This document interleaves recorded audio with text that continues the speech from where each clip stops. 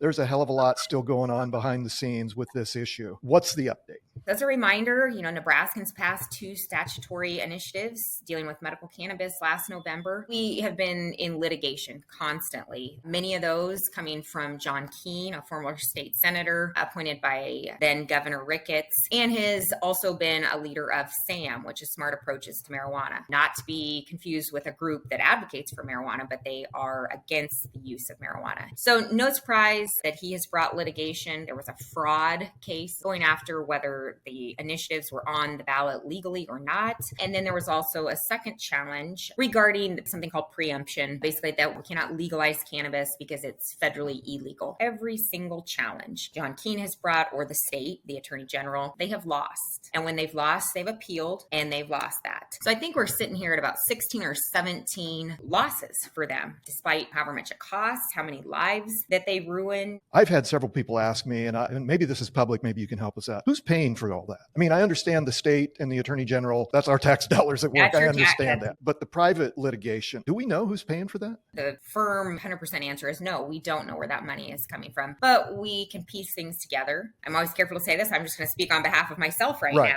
What I interpret, not on behalf of the campaign. We know Senator Ricketts has long time been opposed to cannabis legalization. His right-hand man was John Keane.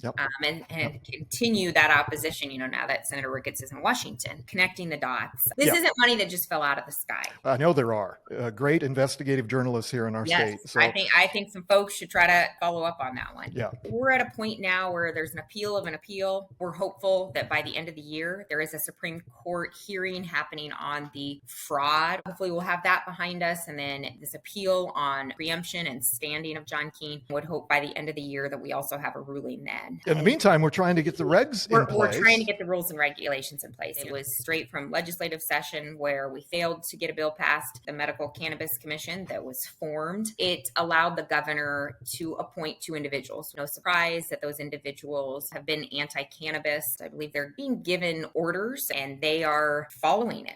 The governor signed emergency rules and regulations to meet this July 1st deadline. Then what we saw was the limitation of flower, vaporization, the adding of any natural artificial flavoring in an edible. Huge restrictions. We are going to see patients that cannot access their medicine. We're going to see the black market absolutely skyrocket. We're going to see people go in other directions and oftentimes access their medicine in an unsafe way because they have no other options. We are working very, very diligently on making sure the commission knows that these rules and regulations are not acceptable and that they do defy the voter enacted statute 438.